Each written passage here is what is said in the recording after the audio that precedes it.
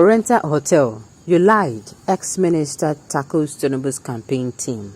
Welcome to the news, and please subscribe to our channel to get notified when we post hot juicy news updates. Please click on the notification bell. Former Minister of Communication, Major General Tajuddin Olariwaju, retired, has discredited the claim that a parcel of land on which Oriental Hotel is located along the Lekki-Ekpe Expressway was a refuse dump site. In a statement issued on Wednesday and personally signed by him, Olariwaju insisted that the assertion by the presidential campaign team of the All Progressive Congress APC was not a true reflection of the entire stretch of the landscape. It will be recalled that the All Progressives Congress presidential candidate Asiwaju Bola Ahmed Tinubu, in a documentary packaged by his campaign team capturing his achievements as Lagos State Governor, said, "I brought private investors, hospitality, they created the boat club, a civic center that is of great value to many people today. That was a refuse dump." Nobody would easily remember that Oriental Hotel was a refuse dump, a mile of refuse along that corridor. It took several months of excavating and a great investment for those investors to take the risk. The majority of these assets they claim are mine, are not mine. In the statement, which was made available to newsmen in Lagos, the ex-military officer said, "I will not indulge myself in the ownership of the Oriental Hotel located along the Lekki Road access. But it would be of interest to the public that the part of the land upon which the property is located was allocated to a company called Kembu by the federal government." The Lekki corridor, which was lately described as a shoreline of a waste dump, in a documentary released documentary released by a presidential campaign team, is not a true reflection of the entire stretch of the landscape. "I acknowledge an intimate relationship with this company. I am still in possession of the certificate of occupancy issued to Kembu by the federal government. It is a lack of respect for the law by the Lagos State Authority that deprived Kembu of the property. It is simply a land grab. It is a law long gazetted by the federal government that 100 meters to the shoreline is a federally controlled asset. This still subsists." He explained further that the Maroko Land Improvement Scheme was a project started and completed by Brigadier General Raji Rasaki and further improved by military administrators who took control of a state after his administration.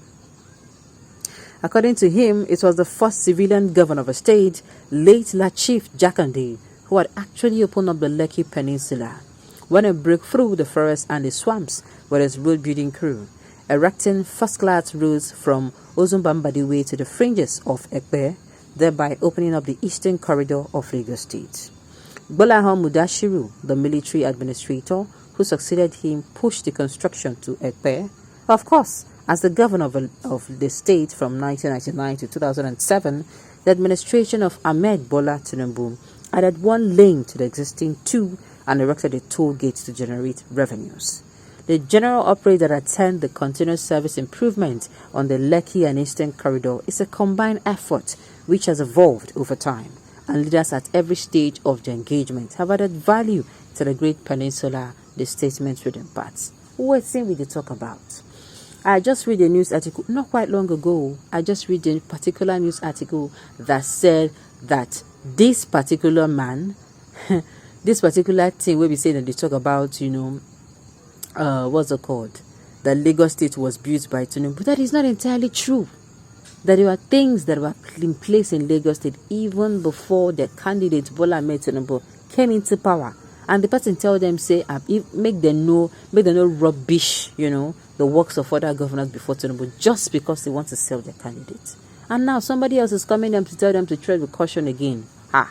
Uncle, all this you would have saved yourself if you would have presented us with what your candidate would do. I tell you, see, what we want is 20 to 30% of what you've done in the past, 50 to 60% of what you're going to do in the future, and how you're going to do about it.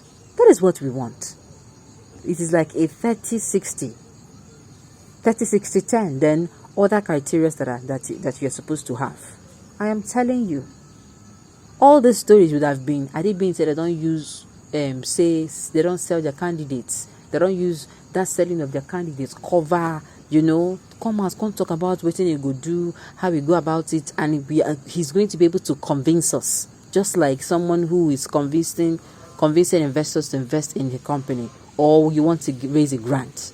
You are going to come out and do everything, prepare such a beautiful presentation, so that these people are going to see what you're seeing. All these things for not even come out, I tell you, they for not even come out at all. All right. Tinubu did no development in Lagos than to collect tax and cornered it into his pocket. His blind followers are converting other people's achievement to him. 419 people.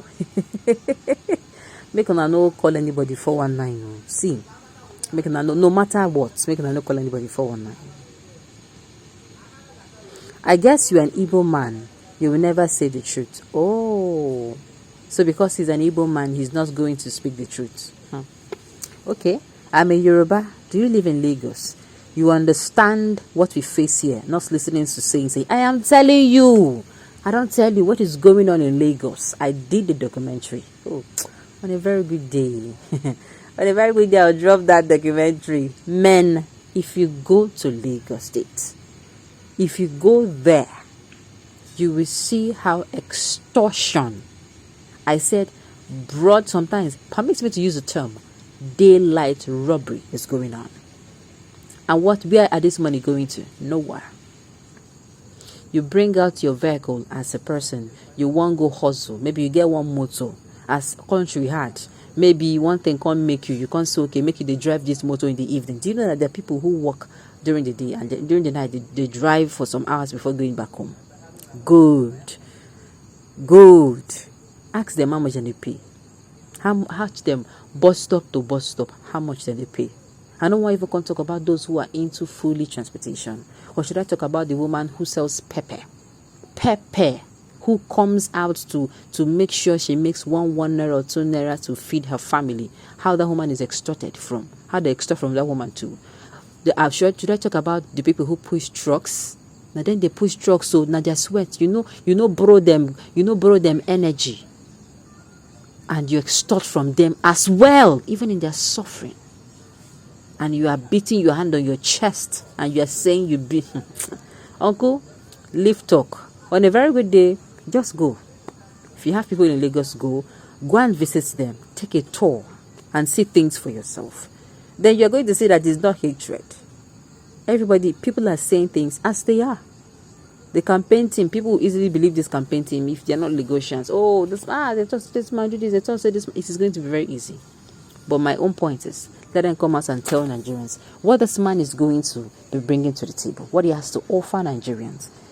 I've said it before, if they have even focused on marketing him and what he's going to do, I don't think anybody will come out and tell them they are lying.